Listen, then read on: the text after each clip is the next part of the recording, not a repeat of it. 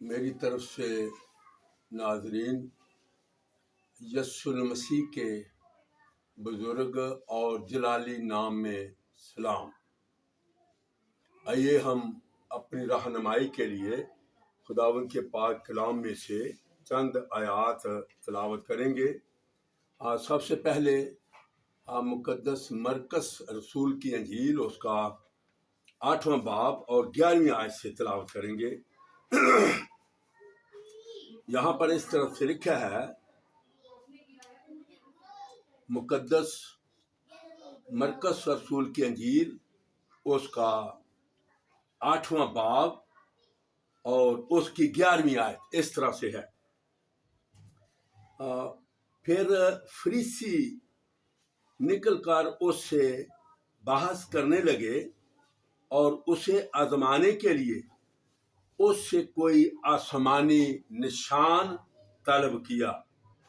उसने अपनी रूह में खींच कर कहा, इस जमाना के लोग क्यों निशान तलब करते हैं? मैं तुमसे सच कहता हूं कि इस जमाना के लोगों को कोई निशान ना दिया जाएगा। और वो उनको छोड़कर फिर कश्ती में बैठा और पार चला गया। खुदावंद के पाक कलाम के पढ़े, सुने और कबूल किए जाने पर कसर से बरकत बख्शे, आमीन। हम दुआ करें। कादर मुतलक आसमानी बाप, तेरा शुक्र करते हैं आज की शाम के लिए कि फिर तूने अपने पास बुलाया है कि तेरे कलाम मुकद्दस से उन भेदों को, मुकाशफात को, ऐ खुदावंद जो कलम बंद हैं, मेरे खुदावंद उनकी बाबत गौर खौज कर सके। ऐ खुदावंद दुआ है कि जितने लोग तेरे कलाम को सुनने के लिए भूख प्यास रखते हैं, इस कलाम के वसीला से उनको बहुत बरकत देना। दुआ को सुन कबूल कर। खुदा बाप, बेटे, रूह कुद्दस के नाम से मांगते हैं, आमीन। मेरे अजीज, ये कलाम का हिस्सा जो इस वक्त तिलावत किया गया है, इस हिस्से में हम वाज़े तौर पर देखते हैं कि जो फरीसी लोग हैं वो यीशु मसीह के साथ आकर बहस करते हैं कि तू हमें कोई आसमानी निशान दिखा। पिछली दफा मत्ती रसूल की अंजील से चंद आयात तिलावत की गई जिनमें निशानात को बताया गया और उन निशानात से साबित किया गया कि इन निशानात से एक अजीम शख्सियत की निशानदेही होती है। एक अजीम शख्सियत को जाहिर किया गया है। तो मैंने पिछली दफा ये गुजारिश की कि इसका एक दूसरा हिस्सा जो है वो अगले इतवार को पेश किया जाएगा। आज का हिस्सा उससे पहले हिस्से से बहुत ही मुनफरद है। वो यीशु मसीह की शख्सियत के बारे ही बयान करता है, लेकिन उन निशानात से ये बहुत ही फर्क निशानात हैं जो पेशे खिदमत हैं। सबसे पहली बात जो है वो पुराने अहदनामा से चंद आयात मैं तिलावत करूंगा। यशुआ की किताब है और यशुआ की किताब के 3 बाब से है। 3 बाब की 3 आयत और 4 पढ़ूंगा। बगौर सुनना। जिनके पास किताब मुकद्दस है वो मेरे साथ खोल सकता है। देखें कि यहाँ पर क्या लिखा है।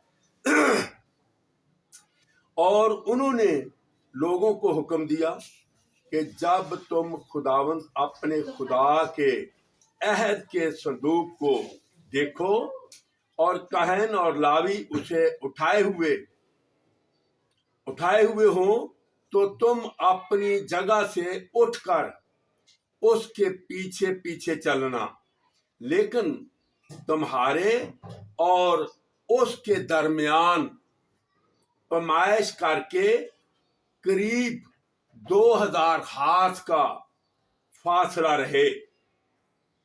उसके नजदीक ना जाना, ताकि तुमको मालूम हो कि किस रास्ता तुमको चलना है, क्योंकि तुम अब तक इस राह से कभी नहीं गुजरे। देखें कि इस हिस्से में वाज़ेह तौर पर हमें दिखाया गया है और हम किताब मुकद्दस में पढ़ रहे हैं, सुन रहे हैं कि मूसा के बाद का जो लीडर था वो यशुआ था। और जब यशुआ जो है वो कौम का लीडर बनकर उनकी रहनुमाई करता है, तो वो चंद एक हदायत देता है कौम को। हदायत क्या है कि तुम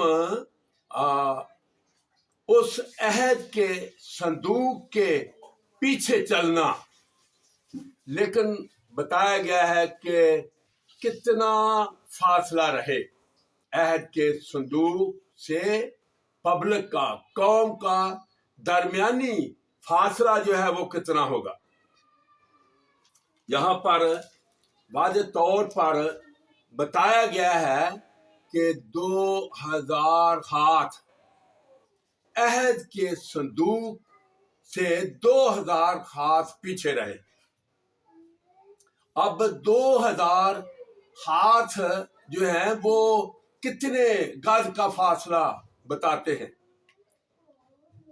2000 हाथ का फासला जो है वो 1000 गज पर मुश्तमिल है। और अब 1000 जो गज है ये कितने फरलांग का फासला बयान करता है या कितने फरलांग जो है वो साबित करता है। जब हम हिसाब को सामने रखते हैं तो 220 गज का एक फरलांग होता है। तो इसका मतलब है कि 1000 गज पीछे जो फरलांग हैं वो कितने हैं। 1000 गज के पीछे जो फरलांग हैं वो 4 फरलांग और 120 गज साबित होते हैं हिसाब के हिसाब से, यानी इतना बड़ा फासला है। तो गौरतलब बात यह है कि यानी इतना फासला करने का क्या मकसद था, इससे क्या साबित होता है कि इतना फासला जो है वो कौम अहद के संदूक से बहुत पीछे रहे। जब हम किताब मुकद्दस का मुताला करते हैं तो हमें साबित होता है कि अहद के संदूक में खुदावंद की कुदरत थी। खुदावंद साबित करना चाहता था कि अहद के संदूक का मुहाफिज जो है वो खुदावंद खुद है। वो जंगी जो इस्राएली जंगी मर्द हैं उनकी जरूरत नहीं है। ज़ाते खुद अहद के संदूक के अंदर ये ताकत और कुव्वत साबित करती है। जब इतने फासले को यानी बयान किया गया है कि कौम जो है वो अहद के संदूक से इतना पीछे रहे, तो इसका यही मतलब हमें साबित होता है कि अहद के संदूक के अंदर कुदरत है। अहद के संदूक के अंदर हिफाजत करने की सलाहियत मौजूद है, और ना सिर्फ वो अपनी हिफाजत कर सकता है बल्कि दूसरे लोगों की भी, कौम की भी वो यकीनन हिफाजत करने की कुदरत और सलाहियत रखता है। तो हम देखते हैं कि जब कौम जो है वो दरियाए यरदन के करीब पहुंची तो यशुआ ने एक और हुक्म किया, हदायत की कि अपने आप को कौम जो है वो पाक करे, अपने आप को दुरुस्त करे, अपने आप को हर तरह की जिस्मानी और रूहानी आलूदगी से महफूज करे, वो पाक हो जाएं। और वादे तौर पर लिखा है कलाम मुकद्दस में कि यशुआ ने ऐलान कर दिया कि कल एक बड़ा काम होने वाला है। और वो काम क्या है? काहिनों को हुक्म दिया कि वो अहद के संदूक को उठाएं और दरियाए यरदन तक पहुंचे। और जो ही जब काहन अहद के संदूक को उठाए हुए दरियाए यरदन के पानी तक पहुंचे, और कलाम मुकद्दस में लिखा है कि उस दिन जो दरियाए यरदन का पानी था वो किनारों से बाहर होकर चल रहा था। और जब काहन अहद के संदूक को उठाए हुए वहां पर पहुंचे तो लिखा है कि काहनों और लावियों ने उस अहद के संदूक को उठाए हुए जब वो दरियाए यरदन के पानी तक पहुंचे तो सामने से पानी भाग गया, सामने से पानी हट गया और दरियाए यरदन जो था वो सूख गया। वो रास्ता जिस रास्ते से इस्राएल ने गुजरना था वो गुजर गया, वो बिल्कुल खुश्क जमीन की तरह बन गई। और इस्राएली लोग जो हैं वो खुश्क रास्ते वो आगे निकल गए, वो पार चले गए। और इसके बाद यानी काहन और लावी जो थे वो भी अहद के संदूक को उठाए हुए वो पार गए। अब यशुआ ने एक और ऐलान कर दिया। वो ऐलान क्या था कि 12 पत्थर जो हैं वो उठाए जाएं, हर कबीले का एक आदमी पत्थर उठाए। इस तरह से चूंकि कबीले 12 थे इसलिए 12 ही पत्थर उठाए गए और उनको वहां पर नस्ब किया गया। और वाज़ेह तौर पर नजर आता है कि वो पत्थर नस्ब करके उन पर लिखा गया कि आइंदा की नस्लें जान जाएं कि इस हिस्से से एक बड़ा मौजज़ा हुआ कि कौम इस्राएल के लिए दरियाए यरदन का पानी इस हिस्से से सूख गया। याद करें कि ये कितना बड़ा निशान कौम में, और ना सिर्फ कौम में बल्कि दुनिया में तारीखी तौर पर ये लिखा गया। याद करें कि जो यहूदी फरीसी और फकीह हैं वो निशान ही मांगते हैं, बार बार निशान मांगते हैं। और देखें कि अगर हम यूहन्ना रसूल की अंजील को देखें तो यूहन्ना रसूल की अंजील में भी वाज़ेह तौर पर लिखा है कि वो बार बार निशान तलब करते हैं। अगर 6ठा बाब देखें, यूहन्ना रसूल की अंजील का 6ठा बाब 29वां आयत, यीशु ने जवाब में उनसे कहा, खुदा का काम ये है कि जिसे उसने भेजा है उस पर ईमान लाओ।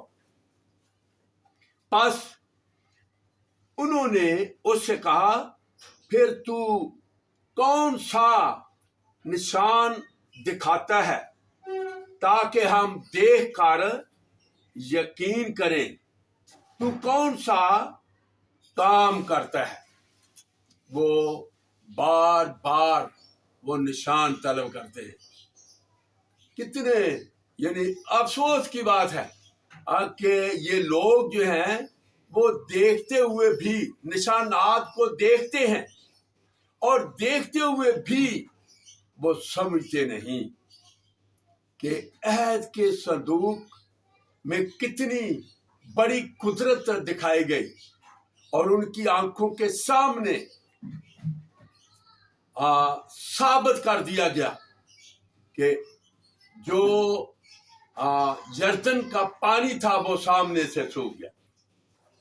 मेरे अजीज, आज भी यानी बहुत सारे ऐसे लोग हैं जो निशानात के पीछे लगे हुए हैं, लेकिन कलाम मुकद्दस जो है वो वादे करता है, साबित करता है कि ये जितने भी निशानात दिखाए गए, पिछली दफा यानी वादे तौर पर मत्ती रसूल की अंजील से चंद निशानात जो थे वो बयान किए गए, जिसमें सितारे का जिक्र किया गया, जिसमें एक वादे तौर पर आसा का जिक्र किया गया, वादे तौर पर मोजज़ात का जिक्र किया गया।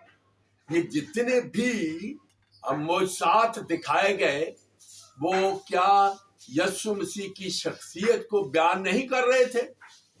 यकीनन यीशु मसीह की शख्सियत को बयान कर रहे थे, लेकिन वो फिर भी बार बार वो सवाल करते हैं कि हमें कोई निशान दिखा, कोई काम करके दिखा, ताकि हम जान जाएं और समझ सकें कि तू ही आने वाला मसीहा है।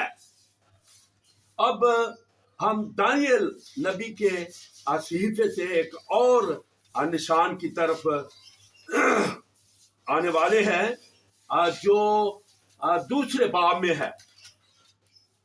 दूसरे बाब की 34वीं और 35वीं आयत को मैं तिलावत करना चाहता हूं और आप जरूर इस हिस्से को भी मेरे साथ देखिएगा कि दानियल नबी का सहीफा उसका दूसरा बाब और उसकी 44वीं आयत वादे तौर पर लिखा है, और उन बादशाहों के अयाम में आसमान का खुदा एक सल्तनत बर्पा करेगा जो ता अबद नेस्त ना होगी, और उसकी हुकूमत किसी दूसरी कौम के हवाले ना की जाएगी, बल्कि वो इन तमाम ममलकतों को टुकड़े टुकड़े और नेस्त करेगी और वही अब तक कायम रहेगी, जैसा तूने देखा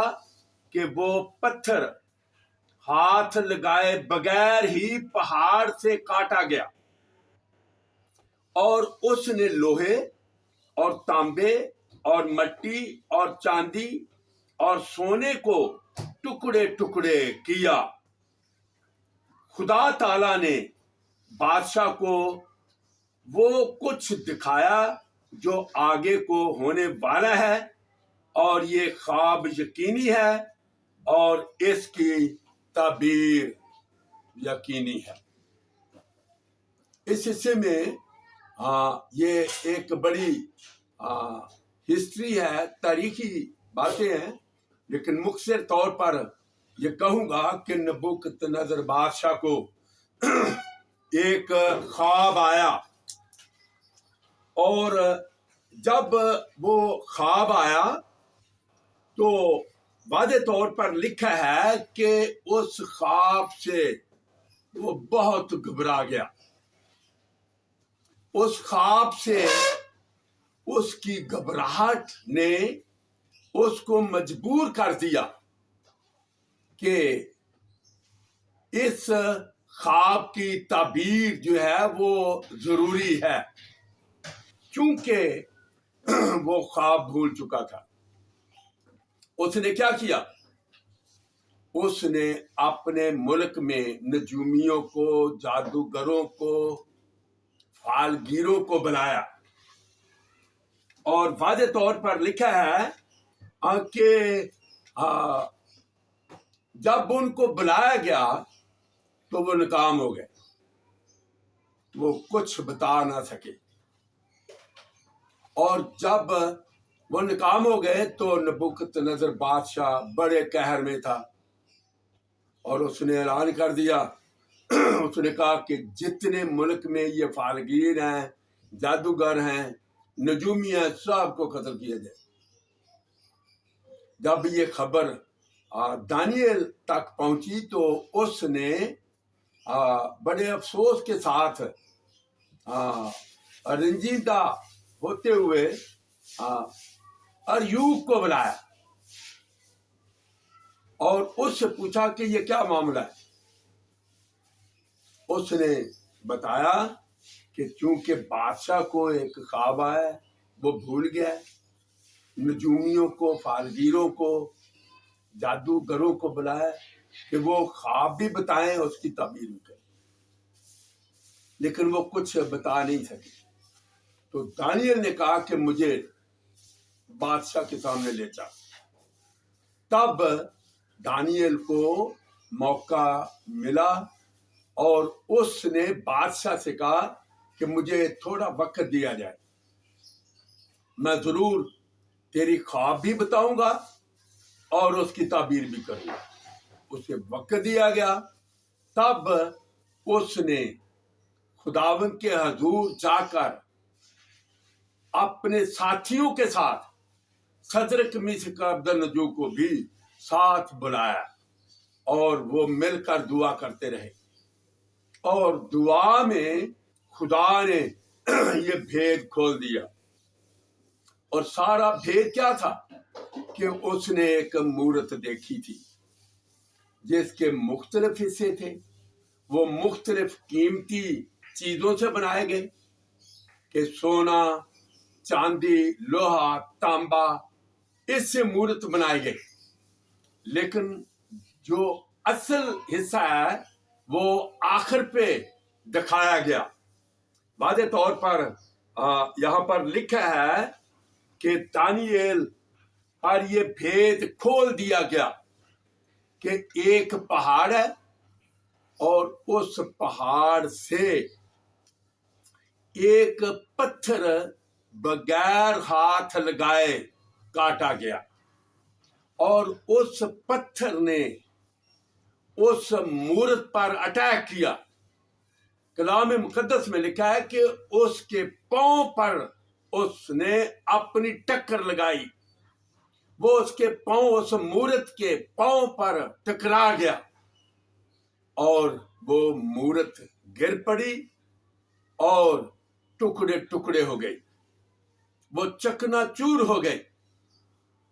मेरे अजीज, इस हिस्से में जो गौर तलब बात है वो ये है कि पहाड़ से ये बगैर हाथ लगाए पत्थर कट गया, बगैर हाथ लगाए पत्थर। और ये एक बड़ा भेद है जिसको हम कलाम मुकद्दस में देखना चाहते हैं कि ये पत्थर जो बगैर हाथ लगाए कट गया, ये पत्थर क्या पत्थर था, इसकी हकीकत क्या थी। जब हम इसकी हकीकत की तरफ आते हैं तो हमें वाज़े तौर पर नजर आता है कि मुकद्दस लूका की अंजील में लिखा है कि खुदा का फरिश्ता मुकद्दसा मरियम के पास आया कि तू हामला होगी, तेरे बेटा होगा और तू उसका नाम यस्सु रखना, जिसके मानी है कि निजात देंदा। और मुकद्दसा मरियम ने फरिश्ते को क्या जवाब दिया? मुकद्दसा मरियम ने कहा कि ये कैसे हो सकता है जबकि मैं किसी मर्द को नहीं जानती। تو فرشتے نے کیا جواب دیا؟ فرشتے نے جواب دیا کہ یہ سب کچھ روح القدس کی طرف سے ہوگا، اور اس نے اس کی سلام کو قبول کیا، کلام کو قبول کیا، اور یہ وہ بھید جو دانیل کے وقت میں خدا نے ظاہر کر دیا، اور وہ ہم دیکھتے ہیں کہ آج سے 2000 سال پہلے وہ زندہ پتھر فقیہ اور فریسیوں کے درمیان میں موجود تھا۔ وہ اپنی آنکھوں سے دیکھ رہے ہیں کہ یہ وہی شخصیت ہے، یہ وہی خداوند کی قدرت ہے جس کا بیان توریت میں، جس کا بیان زبور میں، جس کا بیان نبیوں کے صحیفوں میں کیا گیا، یہ وہی موجود ہے۔ لیکن وہ دیکھتے ہوئے بھی وہ بڑے تذبذب میں ہیں، اور بار بار یہ سوال کرتے ہیں کہ تو ہمیں بتا کہ یہ کام تو کس کے اختیار سے کرتا ہے، تو کوئی نشان دکھا، آسمانی نشان۔ اور دیکھیے کہ ہم دیکھ چکے ہیں کہ آسمانی نشان بھی ان کو دیا گیا کہ یعقوب کی نسل سے ایک ستارہ نکلے گا، اور اسرائیل قوم سے ایک آسا اٹھے گا۔ اور ہم نے اس کی واضح طور پر تفسیر کو دیکھا ہے کہ آسا حکومت ہے، آسا اختیار ہے، جو فقیہ اور فریسیوں کے درمیان میں موجود ہوا، اور اس پتھر میں زندگی تھی، اس پتھر میں خدا کی قدرت تھی، اور وہ بڑی قدرت کے ساتھ ان کے درمیان میں تھا۔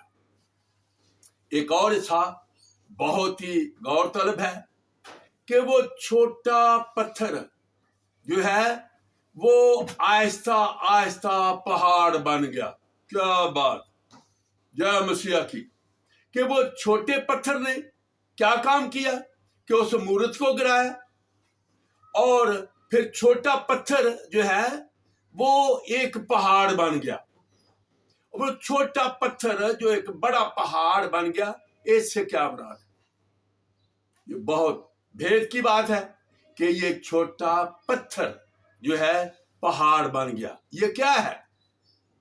یقیناً مطالعہ کرنے سے ہم اس نتیجے پر پہنچتے ہیں اور ثابت کرتے ہیں کہ یہ چھوٹا پتھر جو پہاڑ بن گیا، یہ انجیلی کلیسیا ہے، اور جس کا شمار آج ہم دنیا میں ہم گنتی نہیں کر سکتے، کہ وہ ایسے دنیا میں انجیلی کلیسیا یسوع مسیح کی خوشخبری کو لے کر پھیل چکی ہے۔ اور یاد کریں کہ اس کو کوئی ہٹانے والا نہیں، کوئی ایسی ہستی طاقت اور قوت والی پیدا ہی نہیں ہوئی کہ جو اس انجیلی کلیسیا کو مٹا سکے۔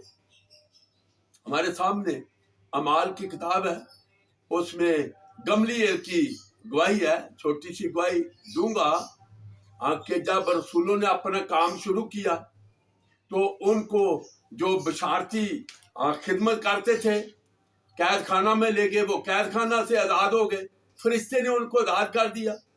تو گملیل نے واضح طور پر کہا کہ ان کے ساتھ جو کچھ بھی تم کرنا چاہتے ہو ہوشیاری سے کرنا، ان کو جانے دو۔ اس نے تھیوداس کی مثال دی کہ اس نے 400 آدمی اپنے ساتھ ملائے تاکہ ان کا مقابلہ کریں اور ان کو ہٹائیں، لیکن واضح طور پر لکھا ہے کلام مقدس میں اعمال کی کتاب کے 5ویں باب میں کہ وہ ان کو مٹانا چاہتے تھے، وہ خود مٹ گئے۔ اور یسوع مسیح نے بھی واضح طور پر کہا کہ جس پر میں گروں گا اس کو ٹکڑے ٹکڑے کر دوں گا، اور جو کوئی مجھ پر گرے گا وہ پیسا جائے گا۔ میرے عزیز، یہ وہ چھوٹا پتھر ہے جو ایک بڑا پہاڑ بن گیا، اور یہ انجیلی کلیسیا ہے، اس کو کوئی ہستی مٹا نہیں سکتی، اس لیے کہ بنانے والا عظیم شخصیت ہے۔ بنانے والا جس کے کہنے پر اس کلیسیا کو قائم کیا گیا ہے وہ آسمانی ہے، وہ آسمانی صلاحیت رکھتا ہے، وہ آسمانی قدرت رکھتا ہے، اور اس کے بنائے ہوئے کو کوئی مٹا نہیں سکتا۔ میرے عزیز، ہم ان باتوں کو ہمیشہ اپنے دل میں رکھیں، جس طرح سے مقدسہ مریم گواہی دیتی ہے کہ میں ان سب باتوں کو اپنے دل میں رکھتے ہوئے غور کرتی رہی۔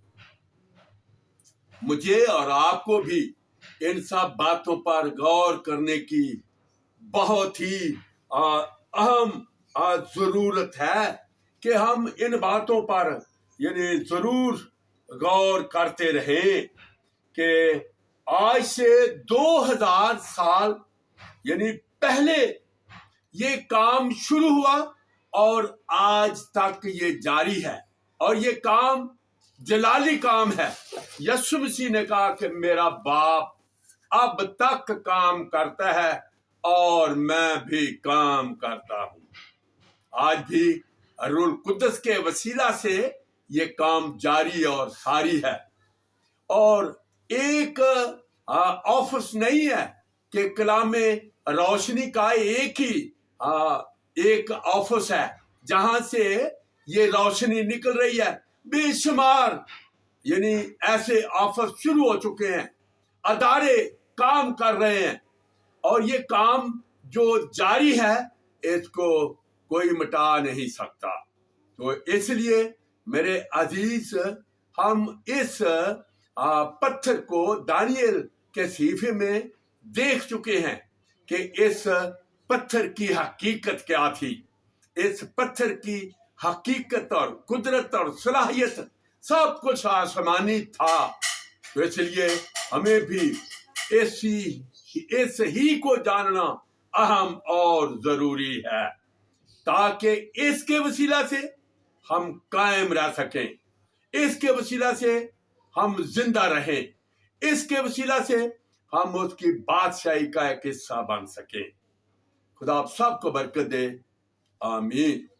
اگر آپ سنتے ہیں اس میسج کو تو جو کمنٹس دیتے ہیں ان میں اگر کوئی آپ سوال کرنا چاہتے ہیں تو ضرور خدا کا خادم آپ کے سوالات کا جواب بھی دے گا۔ خدا آپ کو برکت دے، آمین۔